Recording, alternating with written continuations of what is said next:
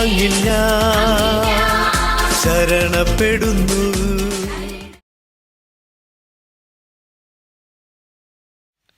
വിശുദ്ധ പൗലോസ് അപ്പോസ്തലൻ കോരിന്ത്യസുകാർക്ക് എഴുതിയ 1-ാം ലേഖനം 2-ാം അധ്യായം 2-ാം തിരുവചനം.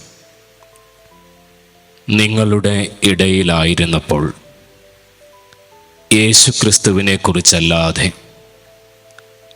അതും ക്രൂശിതനായ ക്രിസ്തുവിനെ കുറിച്ചല്ലാതെ മറ്റൊന്നിനെക്കുറിച്ചും അറിയേണ്ടതില്ലെന്ന് ഞാൻ തീരുമാനിച്ചു.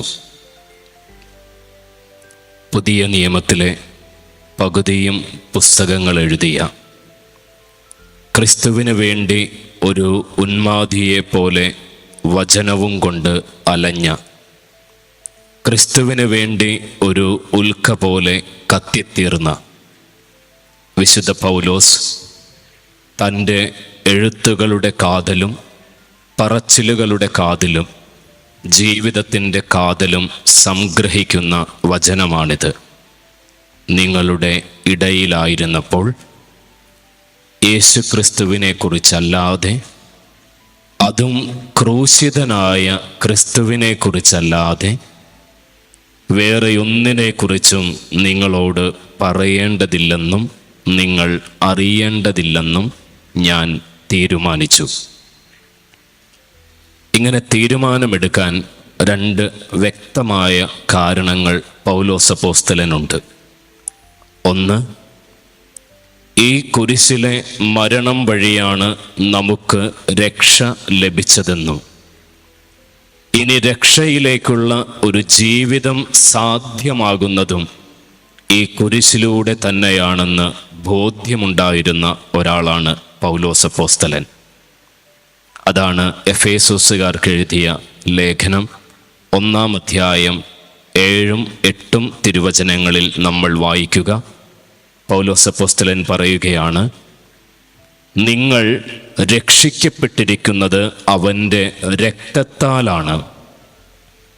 നിങ്ങൾക്ക് രക്ഷ ലഭിച്ചിരിക്കുന്നത് അവൻ്റെ കുരിശു മരണത്താലാണ്. വിശുദ്ധ പത്രോസ് ഇത് കുറച്ചുകൂടി വിശദമാക്കി 1-ാം ലേഖനത്തിൽ 1-ാം അധ്യായം 17-18 തിരുവചനങ്ങളിൽ പറയുന്നത് ഇപ്രകാരമാണ്: നിങ്ങൾ വീണ്ടെടുക്കപ്പെട്ടിരിക്കുന്നത് സ്വർണമോ വെള്ളിയോ കൊണ്ടല്ല, മറിച്ച് കറയോ കളങ്കമോ ഇല്ലാത്ത കുഞ്ഞാടിൻ്റേതുപോലെയുള്ള ക്രിസ്തുവിൻ്റെ അമൂല്യ രക്തം കൊണ്ടാണ്. നമ്മൾ രക്ഷിക്കപ്പെട്ടിരിക്കുന്നത് ഈ രക്തം കൊണ്ടാണ്. വീണ്ടും പത്രോസ് എഴുതിയ 1-ാം ലേഖനം 2-ാം അധ്യായം 24-ാം തിരുവചനത്തിൽ നമ്മൾ വായിക്കുന്നത് ഇപ്രകാരമാണ്: നിങ്ങൾ ക്രിസ്തുവിൻ്റെ കുരിശുമരണം ചിന്തിക്കുമ്പോൾ പാപത്തിന് ക്രിസ്തു പരിഹാരമായി കുരിശിൽ മരിച്ചത് നമ്മൾ രക്ഷയിൽ ജീവിക്കുന്നതിന് വേണ്ടിയാണ്. അപ്പോൾ ആദ്യം നമ്മൾ രക്ഷിക്കപ്പെട്ടത് ഈ രക്തത്താലാണ്. ഇനി രക്ഷയിലുള്ള ഒരു ജീവിതം സാധ്യമാകുന്നതും ഈ കുരിശിൽ തന്നെ നോക്കിയായിരിക്കണം. ഇത് നമ്മൾ ഇന്ന് ആദ്യം തന്നെ ഹൃദയത്തിൽ സൂക്ഷിക്കുക. വീണ്ടും നമ്മൾ അപ്പസ്തോല പ്രവർത്തനം 2-ാം അധ്യായം 36-37 തിരുവചനങ്ങളിൽ പത്രോസ് നടത്തുന്ന ആദ്യത്തെ പ്രസംഗം അവസാനിക്കുന്നത് ശ്രദ്ധിച്ച് കേൾക്കുക. അതിൻ്റെ അവസാനത്തെ വരി ഇപ്രകാരമാണ്: നിങ്ങൾ കുരിശിൽ തറച്ച് കൊന്ന ക്രിസ്തുവിനെ പിതാവായ ദൈവം ഉയർത്തിയിരിക്കുന്നു. ഈ പ്രസംഗം അവസാനിക്കുന്നത് ഇങ്ങനെയാണ്. അതിൽ ജനങ്ങളുടെ റിയാക്ഷൻ പറയുന്നതാണ് 2:36-37. ഈ കുരിശിൽ മരിച്ച ക്രിസ്തുവിനെ കുറിച്ചുള്ള പ്രസംഗം കേൾക്കുമ്പോൾ വചനം രേഖപ്പെടുത്തുന്നു, ഇത് കേട്ട് ജനങ്ങളുടെ ഹൃദയം നുറുങ്ങി. അവർ പത്രോസിനോട് ചോദിച്ചു, പത്രോസേ, ഞങ്ങൾ എന്തു ചെയ്യണം? ഈ വിഷയത്തിൻ്റെ പ്രത്യേകത ഇതാണ്: ഈ കുരിശിനെ ഒരാൾ സീരിയസ് ആയി എടുക്കാൻ ആരംഭിച്ചു കഴിഞ്ഞാൽ കുരിശ് ആ വ്യക്തിയെ സീരിയസ് ആയി എടുക്കാൻ ആരംഭിക്കും. അതുകൊണ്ട് നമ്മുടെ ഓരോരുത്തരുടെയും ജീവിതത്തിൽ ഈ വെള്ളിയാഴ്ച മറ്റു വെള്ളിയാഴ്ചകളിൽ നിന്ന് വ്യത്യസ്തമായി മാറുന്നത് ഈ വിഷയം നമ്മൾ കേട്ടുകൊണ്ടിരിക്കുമ്പോൾ തന്നെ നമ്മുടെ ജീവിതത്തിൽ അകത്ത് ഒരു മാറ്റം സംഭവിച്ചു കൊണ്ടിരിക്കും. അതുകൊണ്ടാണ് വിശുദ്ധ ബൊനവെഞ്ചൂർ പറയുന്നത്, ഏറ്റവും സ്നേഹയോഗ്യമായ എൻ്റെ പീഠാനുഭവമേ, അങ്ങനെയാണ് വിളിക്കുന്നത് കുരിശിനെ. ഇത് പീഠാനുഭവ പ്രസംഗം എന്നാണ് ദുഃഖവെള്ളിയാഴ്ചകളിലെ പ്രസംഗത്തിന്റെ പേര്. അതുകൊണ്ട് വിശുദ്ധ ബൊനവെഞ്ചൂർ പറയുകയാണ്, ഏറ്റവും സ്നേഹയോഗ്യമായ പീഠാനുഭവമേ, നിന്നെ ധ്യാനിക്കുന്നവരെ നീ ദിവ്യത പുതപ്പിക്കുന്നുവല്ലോ. അവരെ വിശുദ്ധിയിൽ നിന്ന് വിശുദ്ധിയിലേക്കും പുണ്യത്തിൽ നിന്ന് പുണ്യത്തിലേക്കും കൃപയിൽ നിന്ന് കൃപയിലേക്കും ഓ പീഠാനുഭവമേ നീ ക്ഷണിക്കുന്നുവല്ലോ. വിശുദ്ധ ബെർണാഡ് ഇതിൻ്റെ ഒപ്പം കൂട്ടിച്ചേർക്കുന്നത് ഇങ്ങനെയാണ്: ഒരു വ്യക്തി ഈശോയുടെ പീഡാനുഭവത്തെ, ഈശോയുടെ കുരിശിനെ ധ്യാനിക്കാൻ ആരംഭിച്ചു കഴിഞ്ഞാൽ, ഹൃദയപൂർവം കുരിശിനെ കുറിച്ച് കേൾക്കാൻ ആരംഭിച്ചു കഴിഞ്ഞാൽ, ആ വ്യക്തിയുടെ ആത്മാവിന് ഇതുവരെ ഏറ്റിട്ടുള്ള മുറിവുകൾ സൗഖ്യപ്പെടുകയും ആ ആത്മാവ് ശുദ്ധമാക്കപ്പെടുകയും ആ ആത്മാവ് പരിപൂർണമാക്കപ്പെടുകയും ചെയ്യും. വേദശാസ്ത്ര പണ്ഡിതനായ ഒരിജൻ പറയുന്നത് ഇപ്രകാരമാണ്: ഈശോയുടെ പീഠാനുഭവം, ഈശോയുടെ കുരിശ് ഒരു വ്യക്തിയുടെ ആത്മാവിൽ അരങ്ങേറാൻ ആരംഭിച്ചു കഴിഞ്ഞാൽ പിന്നെ പാപത്തിന് ആ വ്യക്തിയുടെ ജീവിതത്തിൽ തുടരാൻ സാധിക്കുകയില്ല. അതുകൊണ്ടാണ് വിശുദ്ധ ഇഗ്നേഷ്യസ് ലയോള 1 മാസത്തെ തൻ്റെ ധ്യാനം ചിട്ടപ്പെടുത്തിയപ്പോൾ അതിൻ്റെ 3-ാമത്തെ ആഴ്ചയിലെ വിഷയം ഇഗ്നേഷ്യസ് ലയോള ഒരിക്കലും ചേഞ്ച് ചെയ്യാറില്ല. ആ വിഷയം ഇതായിരുന്നു: എൻ്റെ പാപങ്ങൾക്ക് വേണ്ടി ഈശോ മരിച്ചു. വിശുദ്ധ ഫൗസ്റ്റീനയ്ക്ക് ഒരു ദിവസം ഈശോ പ്രത്യക്ഷപ്പെട്ടു. ഈ വിശുദ്ധ ഫൗസ്റ്റീനായുടെ ഏറ്റവും ഇഷ്ടമുള്ളൊരു കാര്യം എല്ലാ ദിവസവും ഈ കുരിശിൻ്റെ വഴി ചൊല്ലിക്കൊണ്ടിരുന്നു. അതുകൊണ്ട് ഈശോ പ്രത്യക്ഷപ്പെട്ടിട്ട് ഈ കന്യാസ്ത്രീ അമ്മയോട് പറഞ്ഞത് ഇങ്ങനെയാണ്: എൻ്റെ മോളെ, നീ എൻ്റെ മുറിവുകളെ ധ്യാനിക്കുന്നത് കൊണ്ട് നീ എന്നെ അത്യധികം സന്തോഷിപ്പിക്കുന്നു. അങ്ങനെയാണ് പറഞ്ഞത്. ഇത്തിരി സന്തോഷിപ്പിക്കുന്നുവെന്നല്ല, കുറച്ച് സന്തോഷിപ്പിക്കുന്നുവെന്നല്ല, എൻ്റെ പീഡാനുഭവത്തെ, എൻ്റെ കുരിശിനെ നീ ഗൗരവത്തിൽ ധ്യാനിക്കുമ്പോൾ നീ എന്നെ അത്യധികം സന്തോഷിപ്പിക്കുന്നു. അതുകൊണ്ട് ഈ ദുഃഖ വെള്ളിയാഴ്ച നമ്മൾ ഈശോയെ സന്തോഷിപ്പിക്കേണ്ട ഒരു ദിവസം കൂടിയാണ്. എങ്ങനെ നമുക്ക് സന്തോഷിപ്പിക്കാൻ പറ്റും? അതിനുള്ള ഒരു എളുപ്പ വഴിയിലേക്ക് അച്ഛൻ പ്രവേശിക്കുകയാണ്. ഈശോ കുരിശിൽ കിടന്നു പറഞ്ഞ അവസാനത്തെ 7 വചനങ്ങളായിരിക്കും ഈ പീഠാനുഭവ പ്രസംഗത്തിൻ്റെ കാതൽ. 1-ാമത്തെ തിരുവചനം ലൂക്കായുടെ സുവിശേഷം 23-ാം അധ്യായം 34-ാം തിരുവചനം: പിതാവേ, ഇവരോട് ക്ഷമിക്കണമേ, ഇവർ ചെയ്യുന്നതെന്തെന്ന് ഇവർ അറിയുന്നില്ല. ഈ ഒരു വചനം കേൾക്കുമ്പോൾ ഭയങ്കര സിമ്പിളായിട്ട് നമുക്ക് തോന്നും. പക്ഷേ ഈശോയ്ക്ക് മുമ്പ് കുരിശിലേറ്റപ്പെട്ടിരുന്നവർ ഈ കുരിശിൽ തൂങ്ങിക്കിടക്കുന്ന സമയങ്ങളിൽ തങ്ങൾക്ക് ജന്മം നൽകിയ അമ്മമാരെയും തങ്ങൾ ജനിച്ച ദിവസത്തെയും ശപിക്കുകയും ഈ വഴിയിലൂടെ കടന്നു പോകുന്നവരെയൊക്കെ കാർക്കിച്ചു തുപ്പുകയും ചെയ്തിരുന്നു. സെനേക്ക, സിസറോ തുടങ്ങിയ ചരിത്രകാരന്മാർ പറയുന്നത് ഇങ്ങനെയാണ്: ഈശോയ്ക്ക് മുമ്പ് കുരിശിലേറ്റപ്പെട്ടിരുന്നവരുടെ വാക്കുകളുടെ കാഠിന്യം സഹിക്കാൻ പറ്റാതെ വരുമ്പോൾ ഈ പട്ടാളക്കാര് കുരിശിൽ തൂങ്ങപ്പെട്ടിരുന്നവരുടെ നാവുകൾ വാളെടുത്ത് കട്ട് ചെയ്ത് കളയുമായിരുന്നു. അത്രമാത്രം ശാപവാക്കുകളാണ് അവർ ഉച്ചരിച്ചു കൊണ്ടിരുന്നത്. അതുകൊണ്ടാണ് ഈശോ കുരിശിൽ തൂങ്ങിക്കിടക്കുമ്പോൾ എല്ലാവരും ഈശോയുടെ വായിൽ നിന്ന് വരുന്ന ആദ്യത്തെ വരിക്കായി കാത്തുനിന്നത്. ഈ സമയത്താണ് ഒരു വേനലിൽ പെയ്യുന്ന മഴയുടെ തണുപ്പോടെ ഒരു വരി, പിതാവേ അവരോട് ക്ഷമിക്കണമേ. ഈശോ ആരോടൊക്കെയാണ് ക്ഷമിക്കുന്നത്? നമ്മൾ ഈ കുരിശിൽ ഇങ്ങനെ കിടക്കുമ്പോൾ ഇത് വളരെ എളുപ്പമുള്ള ഒരു കാഴ്ചയില്ലെന്ന് നമുക്ക് എല്ലാവർക്കും അറിയാം. നമ്മൾ ഇതിനെക്കുറിച്ചുള്ള ഡോക്യുമെന്റ്സിലെല്ലാം വായിച്ചിട്ടുള്ളതാണ്. ഈ നമ്മൾ സാധാരണ കാണുന്നത് പോലെ ഈ കൈവെള്ളയുടെ ഉള്ളിലല്ലല്ലോ ആണിയടിക്കുന്നത്, ഈ റിസ്റ്റിലാണ്. ഈ കൈവെള്ളയുടെ ഉള്ളിൽ ആണിയടിച്ചാൽ ഈ ആണി ഇങ്ങനെ ഊർന്നു പോകും. അതുകൊണ്ട് ഈ ബോഡി വെയിറ്റ് കാരണം, അതുകൊണ്ട് ഈ ഈശോയുടെ പീഡാനുഭവത്തെക്കുറിച്ച് ആധികാരിക രേഖകൾ എഴുതിയിട്ടുള്ള ജോസേഫുസ്, ഒക്ടേവിയൻ തുടങ്ങിയവരുടെ ചരിത്ര രേഖകളിൽ ഈ റിസ്റ്റിലാണ്, ഈ നമ്മളിങ്ങനെ തൊട്ടു നോക്കിയാൽ കാണാൻ പറ്റിയൊരു കുഴി പോലെ ഇവിടെയാണ് ആണിയടിക്കുന്നത്. അത് ലോക്കിംഗ് പൊസിഷനാണ്. അതുപോലെ തന്നെ പാദത്തിലല്ല, കണ്ണങ്കാലിലാണ്. ഇതിനെക്കുറിച്ച് പറയുന്ന വേദന എക്സ്ക്രൂഷിയേറ്റിംഗ് പെയിൻ എന്നാണ്. അതിതീവ്രമായ വേദന. ഒരാളെ കുരിശിൽ തറച്ചു കഴിഞ്ഞാൽ 2 മുതൽ 7 വരെയുള്ള ദിവസങ്ങളിലാണ് ഒരാൾ കുരിശിൽ തൂങ്ങപ്പെട്ട് കിടക്കുക. ഇവർ മരിക്കുന്നത് ശ്വാസം മുട്ടിയാണ്.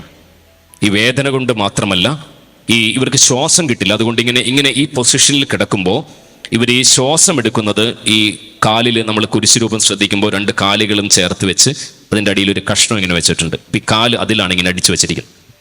ഈ കാലിൽ ഈ ബലം കൊടുത്തിട്ടാണ് കുരിശിൽ കിടക്കുന്നവരിങ്ങനെ ശ്വാസം എടുക്കുക. അവരിങ്ങനെ ശ്വാസം നിലനിർത്തും ഒരു 2 to 7 days.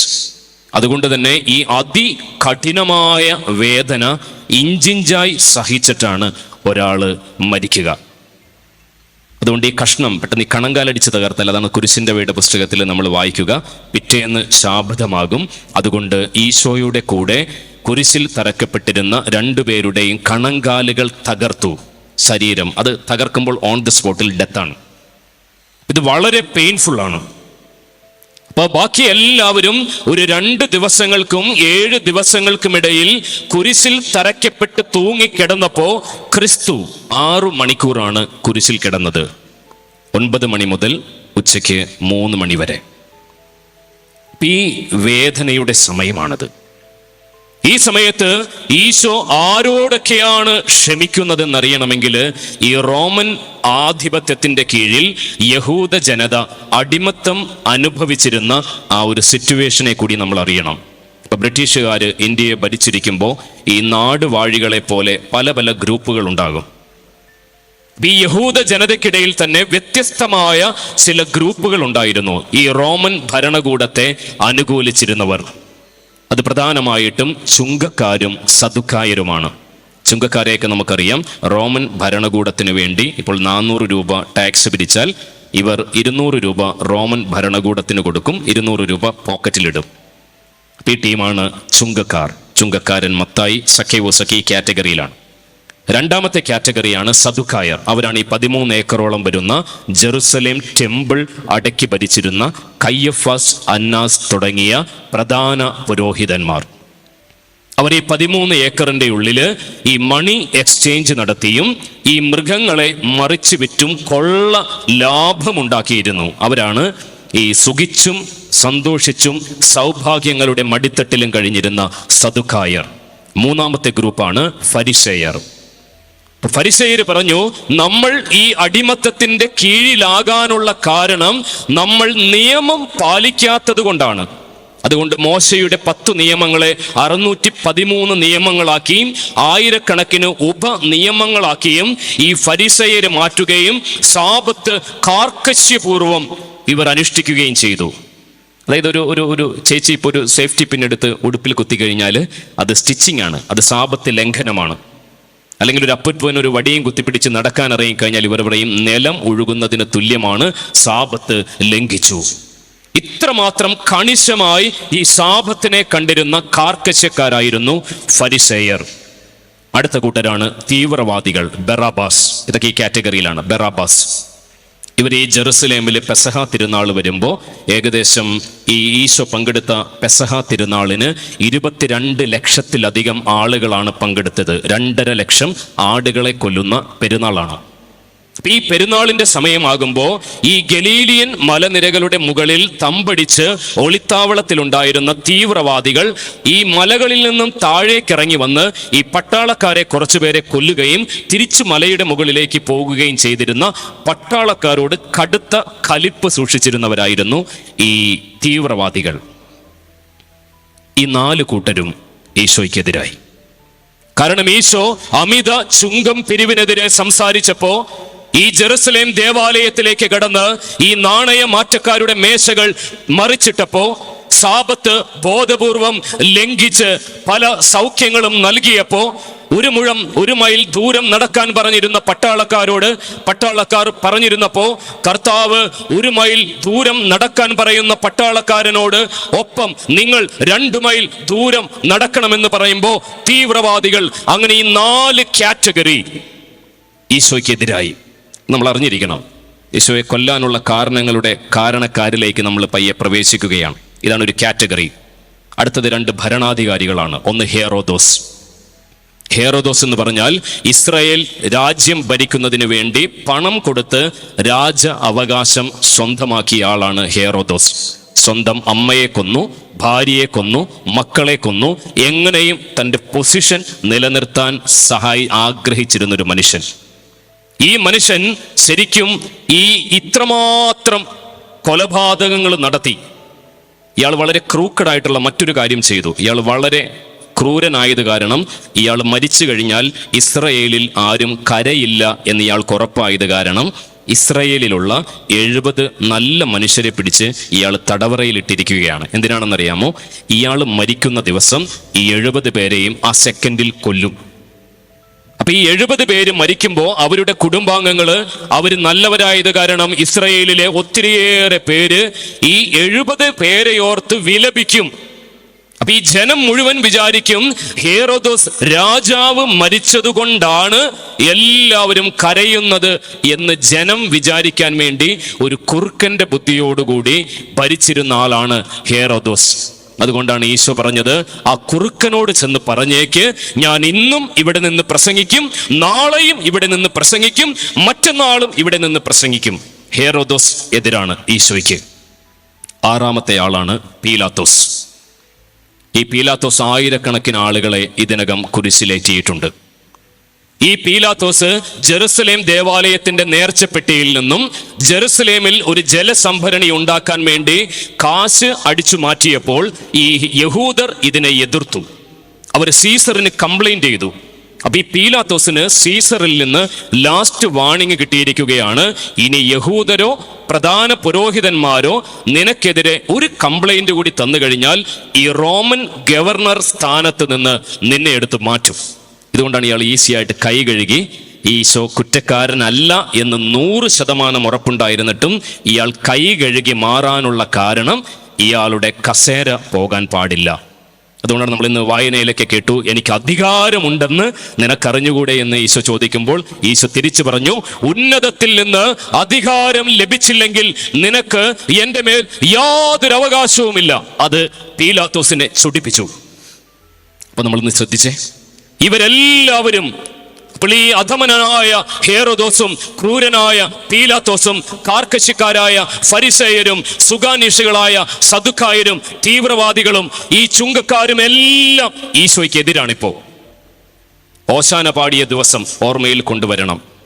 ഈ ഓശാനയുടെ പ്രദക്ഷിണം നേരെ ഈ പീലാത്തോസിനെയും പട്ടാളക്കാരെയും കൊല്ലുമെന്ന് കരുതി കൂടെ കൂടിയ ജനം ആ ജെറുസലേം ദേവാലയത്തിന്റെ പ്രധാന കവാടത്തിലെത്തിയപ്പോൾ ഈശോ വലത്തോട്ട് തിരിഞ്ഞ് പീലാത്തോസിനെയും ആയിരക്കണക്കിന് പട്ടാളക്കാരെയും അന്റോണിയൻ കോട്ടയ്ക്ക് മുമ്പിൽ വെച്ച് കൊല്ലുമെന്ന് കരുതിയിട്ടാണ് ഈ ജനം മുഴുവനും റോമൻ ആധിപത്യത്തിൽ നിന്ന് ഞങ്ങളെ രക്ഷിക്കാൻ പോകുന്ന ഒരാളായിരിക്കും, ഒരു വിപ്ലവകാരിയായ രാജാവാണ് ക്രിസ്തു എന്ന് കരുതിയിട്ടാണ് ഓശാന ഞങ്ങളെ രക്ഷിക്കണമേ എന്ന് വിളിച്ചത്. പക്ഷെ ഈശോ നമുക്കറിയാം നേരെ അവിടെ എത്തിയിട്ട് വലത്തോട്ട് തിരിയുന്നതിന് പകരം നേരെ ഇടത്തോട്ട് തിരിഞ്ഞ് ജെറുസലേം ദേവാലയത്തിന്റെ ഉള്ളിലേക്ക് കയറി. ആ ഓശാന മുതൽ ജനവും ഈശോയ്ക്ക് എതിരാണ്. അതുകൊണ്ടാണ് 2 ദിവസങ്ങൾ കഴിയുമ്പോൾ ഇതേ ജനം അവനെ ക്രൂശിക്കുക, അവനെ ക്രൂശിക്കുക എന്ന് വിളിച്ചു പറഞ്ഞത്. അച്ഛനത് പറയാൻ കാര്യം നോക്കുക, ഇവരെല്ലാവരും, ചുരുക്കത്തിൽ ഈശോയുടെ കൂടെ ആരുമില്ല. ആ ഗെത്സമൻ തോട്ടത്തിൽ നിന്നാണ് നമ്മൾ ഇന്ന് വായന തുടങ്ങിയത്. ഗെത്സമൻ എന്ന വാക്കിന്റെ അർത്ഥം ഒലിവ് ചക്ക്. ഒലിവ് ചക്ക്, ഗെത്സമൻ എന്ന വാക്കിന്റെ അർത്ഥം ഒലിവ് ചക്ക്. അതായത് ഒലിവ് കായ്കൾ ചക്കിലിട്ട് ആട്ടി എണ്ണ പിഴിഞ്ഞെടുക്കുന്ന ഒലിവ് ചക്ക്. ഈ തോട്ടത്തിലാണ് ഈശോ ഇപ്പോൾ ഇരിക്കുന്നത്. എന്ന് പറഞ്ഞാൽ ഈ ഒലിവ് ചക്കിലിട്ട് കായ്കൾ ആട്ടി ഒലിവെണ്ണ പുറത്തെടുക്കുന്നത് പോലെ ഈ ഗെത്സമൻ തോട്ടത്തിൽ ഈശോയെ ആട്ടി ചോരയും നീരും ഈ തോട്ടത്തിൽ നിന്ന് പുറത്തെടുക്കാൻ ആരംഭിക്കും. ശരീരത്തിൽ പീഡകൾ ഏൽക്കുന്നത് വൈകിയാണെങ്കിലും ഈ ഗെത്സമൻ തോട്ടത്തിൽ വെച്ച് ആത്മാവിൽ ഈശോ പീഡകൾ ഏൽക്കാൻ ആരംഭിച്ചു കഴിഞ്ഞു. അതുകൊണ്ടാണ് മത്തായിയുടെ സുവിശേഷം 26-ാം അധ്യായം 38-ാം തിരുവചനത്തിൽ പറയുന്നത്, എന്റെ ആത്മാവ് മരണത്തോളം വേദന അനുഭവിക്കുന്നു. ഈ ഗെത്സമൻ തോട്ടത്തിലെ ഏകാന്തത അങ്ങ് തുടരുകയാണ്. ആരുമില്ല കൂടെ ഉണ്ടായിരുന്ന ശിഷ്യന്മാരൊക്കെ ഉറങ്ങിയും കളഞ്ഞു. അപ്പൊ നോക്കിയേ, ചുരുക്കത്തിൽ ആരുമില്ല. ഈ 30 വെള്ളിക്കാശിന് ഒറ്റിയ യൂദാസ്, 3 വട്ടം തള്ളിപ്പറഞ്ഞ പത്രോസ്, ഓശാന പാടിയ ഓർമ്മകൾക്ക് പോലും അൽഷമേഴ്സ് ബാധിച്ച ജനം, അവനെതിരെ കെണികൾ ഒരുക്കി നിൽക്കുന്ന കയ്യഫാസും സംഘവും, ഇവരെല്ലാവരും ഈശോയെ അങ്ങേയറ്റം വേദനിപ്പിച്ചവരാണ്. ഈ ഓർമ്മകളാണ് ഈ കുരിശിൽ ഇങ്ങനെ കിടക്കുമ്പോൾ ഈശോയുടെ മനസ്സ് നിറയെ.